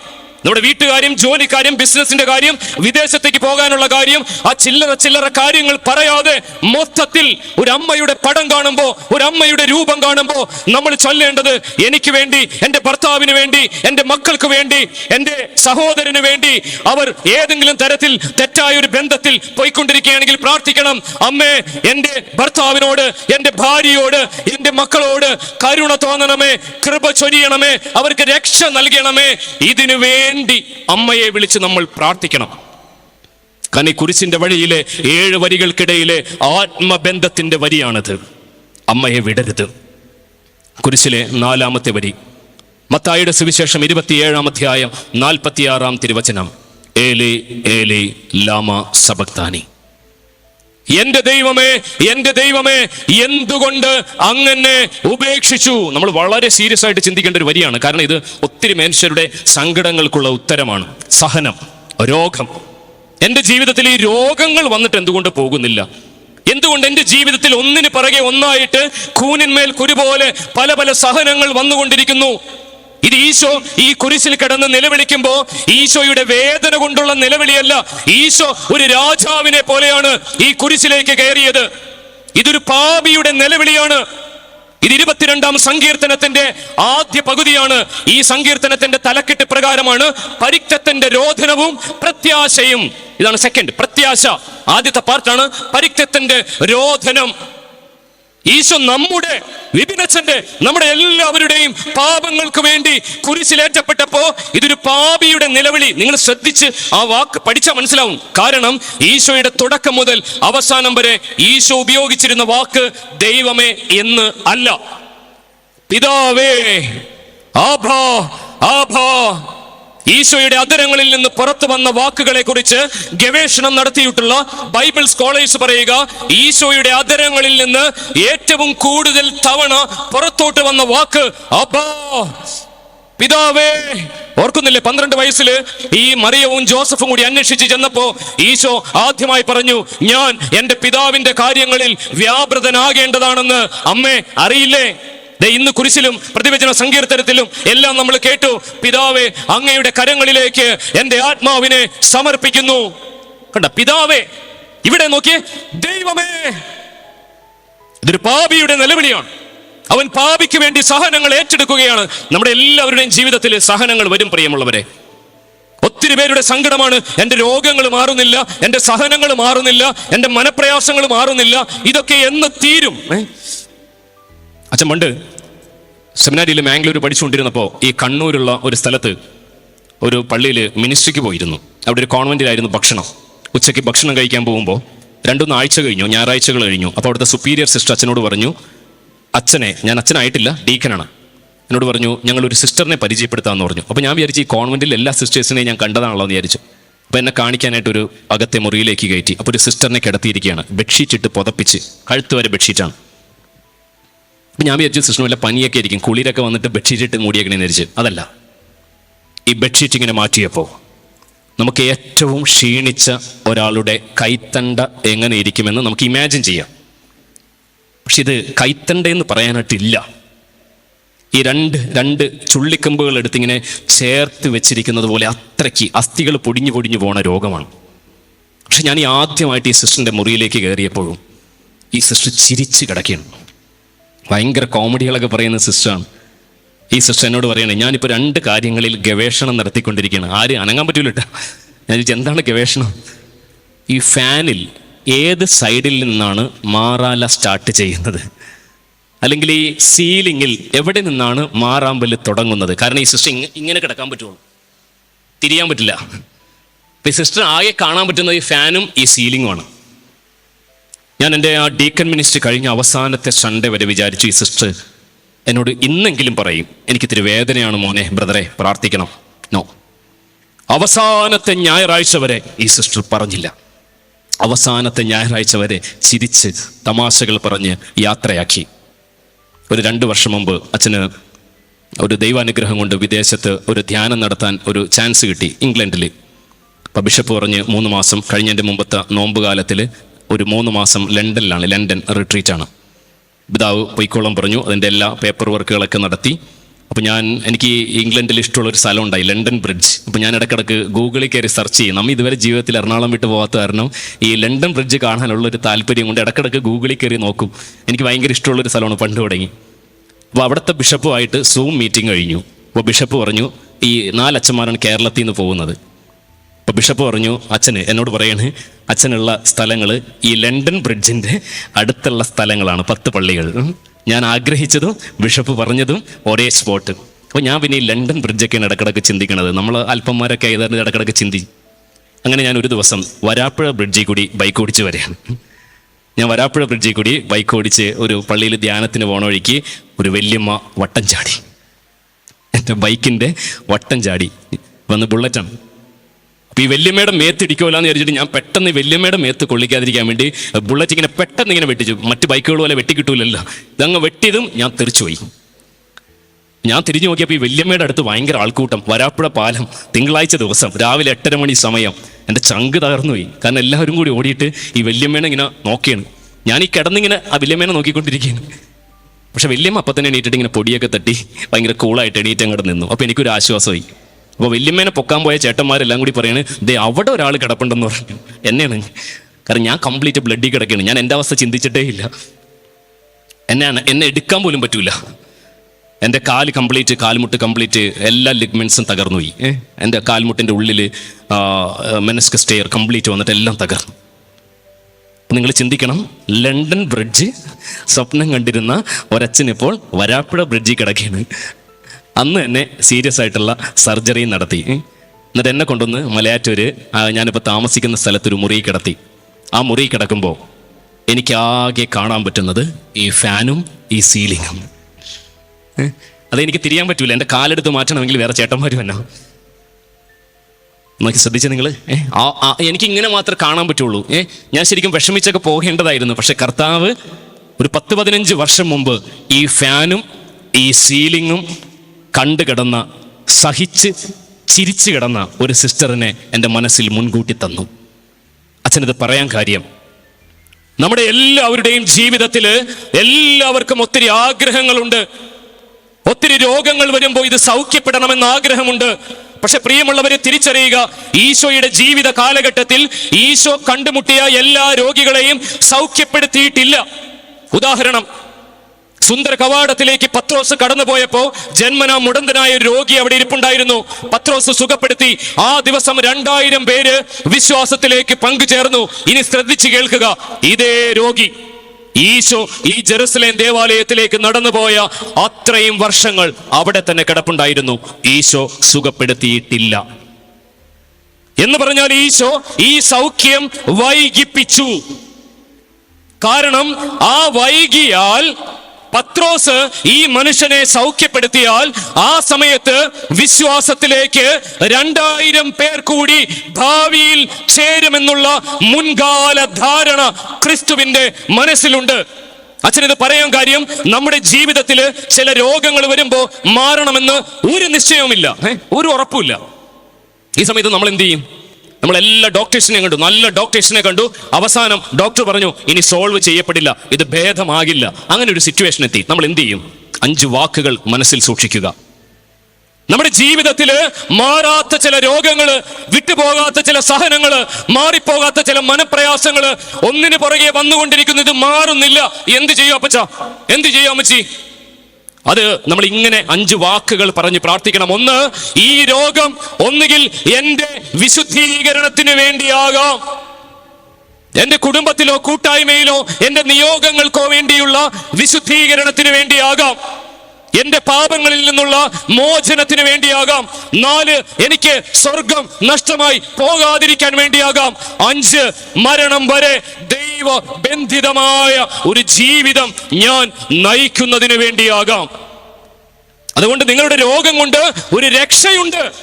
കർത്താവിന്റെ സഹനം രക്ഷാകരമായി മാറിയെങ്കിൽ നമ്മുടെ ജീവിതത്തിലേക്ക് കടന്നു വരുന്ന ചില സഹനങ്ങളെ, അത് ശുദ്ധീകരണ സ്ഥലത്തിലെ ആത്മാക്കളുടെ രക്ഷയ്ക്ക് വേണ്ടി, നമ്മുടെ കൂടെ ജീവിക്കുന്നവരുടെ ചില പാപങ്ങളിൽ നിന്നുള്ള മോചനത്തിന് വേണ്ടി ആ സഹനം കർത്താവിനെ പോലെ ചങ്കൂറ്റത്തോടെ ഏറ്റെടുക്കാൻ പറ്റണം. ഈ 4-ാമത്തെ വരി, ഈ സഹനങ്ങളെ ഏറ്റെടുക്കുന്ന ക്രിസ്തു. ഇനിയുള്ള വരികൾ പെട്ടെന്ന് അവസാനിക്കും. യോഹന്നാന്റെ സുവിശേഷം 19-ാം അധ്യായം 28-ാം തിരുവചനം. ഈശോ പറഞ്ഞു, എനിക്ക് ദാഹിക്കുന്നു. വളരെ ശ്രദ്ധിക്കണം. സെന്റ് അഗസ്റ്റിൻ പറയുന്ന ഒരു വരി ഇങ്ങനെയാണ്: ദൈവത്തിന് വേണ്ടി നമ്മൾ ദാഹിക്കണമെന്ന് ദൈവം ദാഹിക്കുന്നു. ശ്രദ്ധിച്ചു കേൾക്കണം. ദൈവത്തിന് വേണ്ടി നമ്മൾ, ഉദാഹരണത്തിന് ദൈവത്തിന് വേണ്ടി വിപിനച്ചൻ ദാഹിക്കണമെന്ന് ദൈവം ദാഹിക്കുന്നു. അച്ഛന്റെ ദാഹമല്ല ഫസ്റ്റ്, ദൈവത്തിന്റെ ദാഹം. ഈ ദൈവത്തെ, ഈ ക്രൂശിതനെ നമ്മൾ സ്നേഹിക്കണമെന്ന്. അതാണ് കുരിശിന്റെ വഴിയിലെ 6-ാം സ്ഥലം. വേറോനിക്ക മിശിഹായുടെ തിരുമുഖം തുടയ്ക്കുന്നു. ഈ ഒരു ആശ്വാസം, ഈശോയോടുള്ള ഒരു സ്നേഹം നമുക്ക് വേണമെന്ന് നമ്മൾ ആഗ്രഹിക്കണം. ഇത് മനസ്സിലാകാനുള്ള ഒരു എളുപ്പം, ഒരു ഭാര്യ അവൾ കിച്ചണിൽ കുക്ക് ചെയ്തുകൊണ്ടിരിക്കുകയാണ്. അപ്പൊ ഈ കറിച്ചട്ടി നിന്നും എണ്ണ തിളച്ച് കഴിഞ്ഞപ്പോൾ ഈ കയ്യിലോട്ട് വീണ് കൈ ഫുള്ള് പൊള്ളി. 3 പിള്ളേരുണ്ട്. 3 പിള്ളേര്. ഒരുത്തൻ മൊബൈലിൽ നോക്കിക്കൊണ്ടിരിക്കുന്നു, ഒരുത്തൻ ഫിഷ് ടാങ്കിൽ നിൽക്കുന്നു, ഒരുത്തൻ ഈ വീടിന്റെ പുറത്തെന്തോ ചെയ്തുകൊണ്ടിരിക്കുകയാണ്. അപ്പൊ ഇവളിങ്ങനെ പെട്ടെന്ന് അയ്യോ എന്ന് പറഞ്ഞ് കരഞ്ഞു. ഈ കയ്യിൽ പെട്ടെന്ന് തിളച്ച എണ്ണയാണ് വീണേക്കണത്. അപ്പൊ ഉള്ളിലിരുന്ന ഒരുത്തൻ മാത്രം ഓടി വന്നിട്ട് അമ്മേ എന്ത് പറ്റിയെന്ന് വെച്ചിട്ട് അവനിങ്ങനെ നോക്കി. എന്നിട്ട് അവൻ പോയി. മറ്റവൻ വന്നുമില്ല, പുറത്ത് നിൽക്കണമെന്ന് ഇത് അറിഞ്ഞിട്ടുമില്ല. അറിഞ്ഞിട്ടും കാര്യമായിട്ടൊന്നും ചോദിച്ചില്ല. അപ്പൊ ഇവള് വിചാരിക്കുകയാണ്, വൈകുന്നേരം ഓഫീസ് വിട്ട് ഹസ്ബൻഡ് വരും. ഹസ്ബൻഡ് വരുമ്പോൾ അതാണ് ഇവള് വെയിറ്റ് ചെയ്യുന്നത്. ഇവളുടെ ഈ നിറച്ച് പൊള്ളിയിരിക്കുകയാണ്. അപ്പോൾ ഈ ഹസ്ബൻഡ് വന്നു. അപ്പോൾ ഇവളിങ്ങനെ കാണാതെയൊക്കെ മറച്ചു പിടിച്ചു. പക്ഷേ അദ്ദേഹം അത് കണ്ടുപിടിച്ചു. എന്നിട്ട് ഇയാളുടെ ആദ്യത്തെ വരിക്ക് വേണ്ടി ഇവൾ കാത്തിരിക്കുകയാണ്. ഇയാളിതിങ്ങനെ സൂക്ഷിച്ചു നോക്കിയിട്ട് പറഞ്ഞു, ഇത്രയും കാലമായിട്ട് എൻ്റെ അമ്മ കിച്ചണിൽ കയറിയിട്ട് ഇതുവരെ കൈ പൊള്ളിയിട്ടില്ല. ഇവളുടെ അമ്മായി അമ്മ, ഇയാളുടെ അമ്മ കിച്ചണിൽ കയറിയിട്ട് ഇത്രയും കാലമായിട്ട് കൈ പൊള്ളിയില്ല, നിനക്ക് ഒരു ശ്രദ്ധയുമില്ല. ഇവളൊരു സ്നേഹത്തിന്റെ വാക്ക് വെയിറ്റ് ചെയ്യണം. ഇത് പിടുത്തം കിട്ടിയാലേ മറ്റേത് പിടുത്തം കിട്ടൂ. നമ്മുടെയൊക്കെ വീടുകളിൽ നിന്ന് സ്നേഹം കുടിയിറങ്ങി പോയോ എന്ന് ചിന്തിക്കണം. ഒരുമിച്ചിരുന്ന് പ്രാർത്ഥിച്ചിട്ട്, ഒരുമിച്ചിരുന്ന് ഭക്ഷണം കഴിച്ചിട്ട്, ഒരേ കിടക്ക പങ്കിട്ടിട്ട്, ഒരേ കാറിൽ ഡ്രൈവ് ചെയ്തിട്ട്, ഒരേ ബൈക്കിന്റെ പിന്നിലും മുൻപിലും ഇരുന്ന് ഡ്രൈവ് ചെയ്തിട്ട്, ഒരുമിച്ച് കിടക്കുന്നവർ, തൊട്ടുതൊട്ട് നടക്കുന്നവർ, തൊട്ടുതൊട്ട് കിടക്കുന്നവർക്കിടയിൽ ഈ സ്നേഹം അപ്രത്യക്ഷമായി പോയോ? സ്നേഹം. ഇത് മനസ്സിലായാൽ ഈശോ എന്തുമാത്രം നമ്മുടെ സ്നേഹത്തിന് വേണ്ടി ആഗ്രഹിക്കുന്നുവെന്ന് മനസ്സിലാകും. കുരിശിലെ 6-ാമത്തെ വചനം, എല്ലാം പൂർത്തിയായി. യോഹന്നാന്റെ സുവിശേഷം 19-ാം അധ്യായം 30-ാം തിരുവചനം. ഏതൊരു നിയോഗത്തിന് വേണ്ടിയാണോ ദൈവം മനുഷ്യനായി ഭൂമിയിൽ അവതരിച്ചത്, അത് അതിന്റെ 100% നിർവൃതിയിൽ പൂർത്തിയാക്കിയിട്ട് ഈശോ പറഞ്ഞ വചനമാണ്, എല്ലാം പൂർത്തിയായി. ഇവിടെ ഇരിക്കുന്ന ഒരു അപ്പച്ചൻ ചിന്തിക്കണം, ഒരു കുടുംബത്തിൽ അപ്പച്ചൻ എന്നുള്ള രീതിയിലുള്ള എൻ്റെ എല്ലാ ഉത്തരവാദിത്തങ്ങളും ഞാൻ ഭംഗിയായി ഈ ദിവസം ചെയ്തിട്ടുണ്ടോ? ഒരു അമ്മച്ചി ചിന്തിക്കണം, ഒരു ഭാര്യ ചിന്തിക്കണം, ഒരു ഭർത്താവ് ചിന്തിക്കണം, ഒരു മകനും മകളും ചിന്തിക്കണം. നമ്മുടെ ഓരോരുത്തരുടെയും നിലയ്ക്കും വിലയ്ക്കും ഒപ്പിച്ച് ഞാൻ എൻ്റെ കുടുംബത്തിൽ ചെയ്യേണ്ട എല്ലാ ഉത്തരവാദിത്തങ്ങളും ചെയ്യുന്ന ഒരാളാണോ? പറയുമ്പോൾ ഈ പിള്ളേരുടെയൊക്കെ ആദ്യ കുർബാന സ്വീകരണം വരുന്ന സമയമാണ്. ഞാൻ മിനിസ്ട്രിക്ക് പോയൊരു സ്ഥലത്ത് ഒരു കൊച്ചിൻ്റെ കുർബാന കൊള്ളപ്പാട് കഴിഞ്ഞുള്ളൂ ശനിയാഴ്ച. ഞായറാഴ്ച ഞാൻ കാണുന്ന സീൻ എന്താണെന്നറിയാമോ? ഈ കുട്ടിയുടെ ഡാഡി,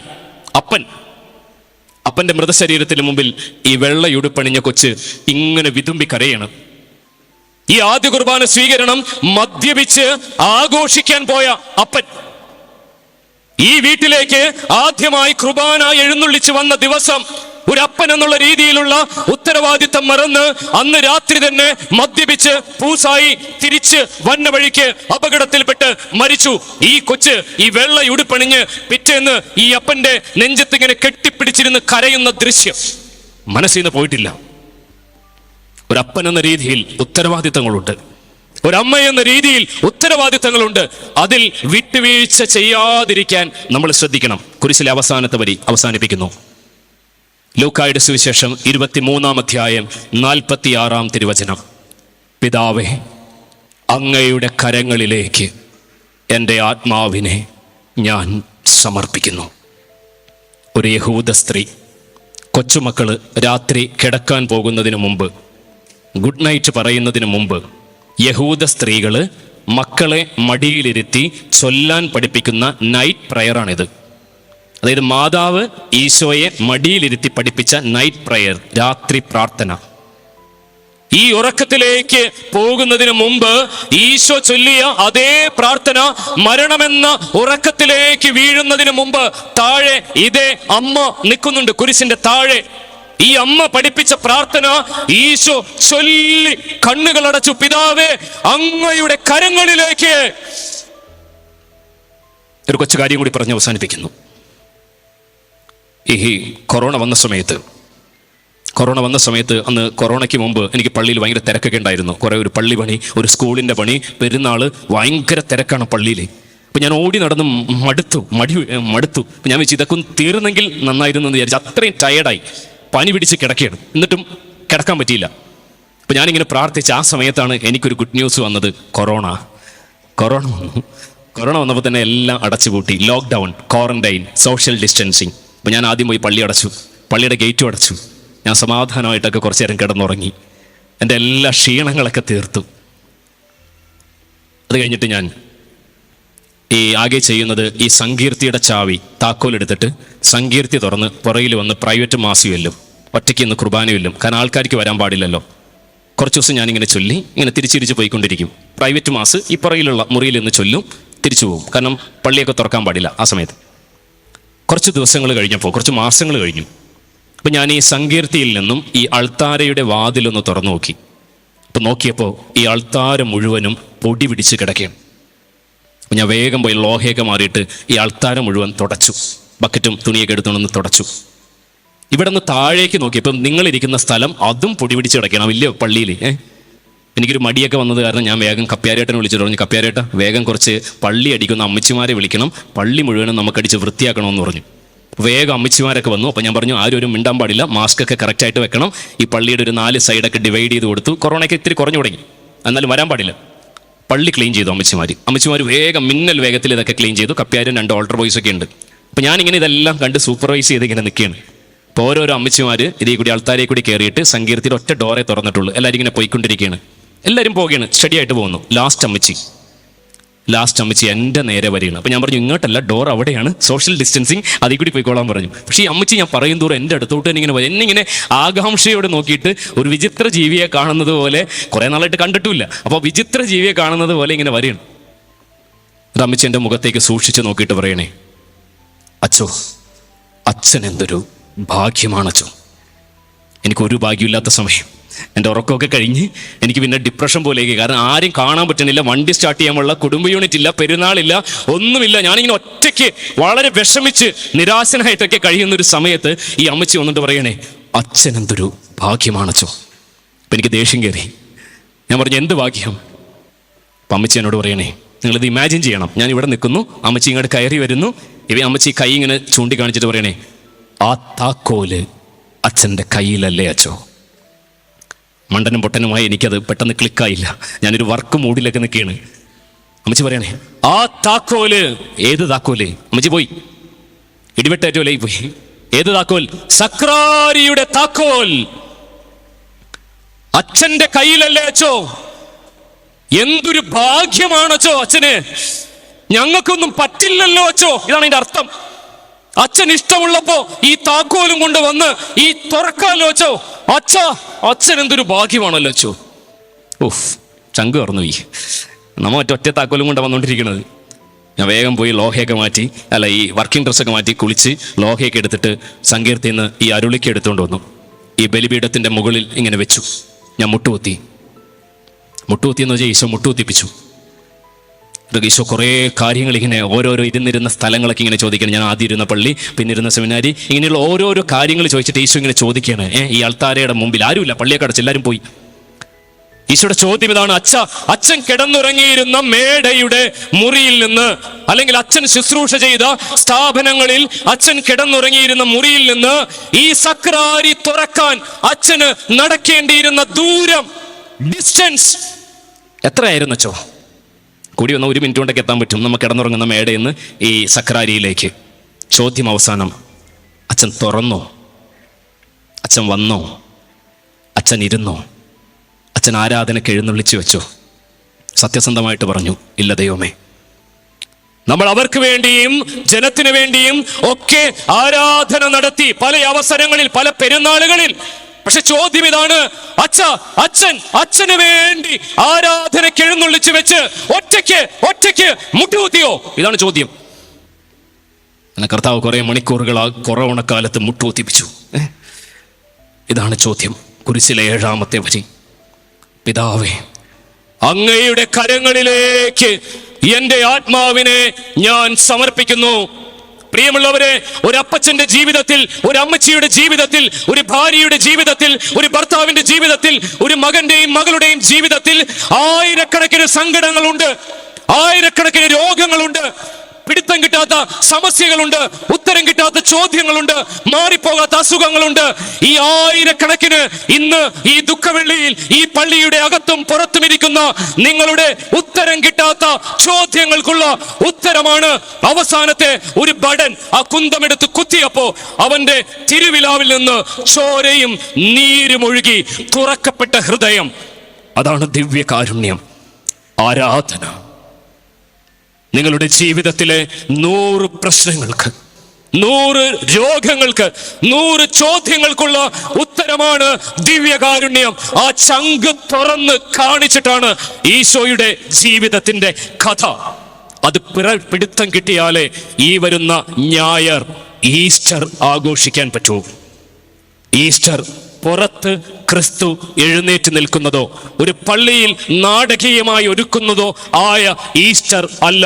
മറിച്ച് ഈ പുറത്ത് ഈശോ ഉയർത്തെഴുന്നേൽക്കുന്നത് കാണുമ്പോ എൻ്റെ ചങ്കിൽ, എൻ്റെ ഹൃദയത്തിൽ ഞാൻ എന്ന വ്യക്തി ഉയർത്തെഴുന്നേൽക്കണം. അതിൻ്റെ പേരാണ് ഈസ്റ്റർ. അതിന് ഈ ദുഃഖവെള്ളിയുടെ 7 വരികൾ ഈ ഉയർത്തെഴുന്നേറ്റ അനുഭവത്തിലേക്ക് നമ്മെ ഓരോരുത്തരെയും നയിക്കട്ടെ. ദൈവം ക്രൂശിതനായ ക്രിസ്തു നമ്മളെ എല്ലാവരെയും ഇന്ന് ആശ്വസിപ്പിക്കട്ടെ, സൗഖ്യപ്പെടുത്തട്ടെ. ആമേൻ. Jesus, I trust in you. Jesus, I trust in you. Jesus, I trust in you.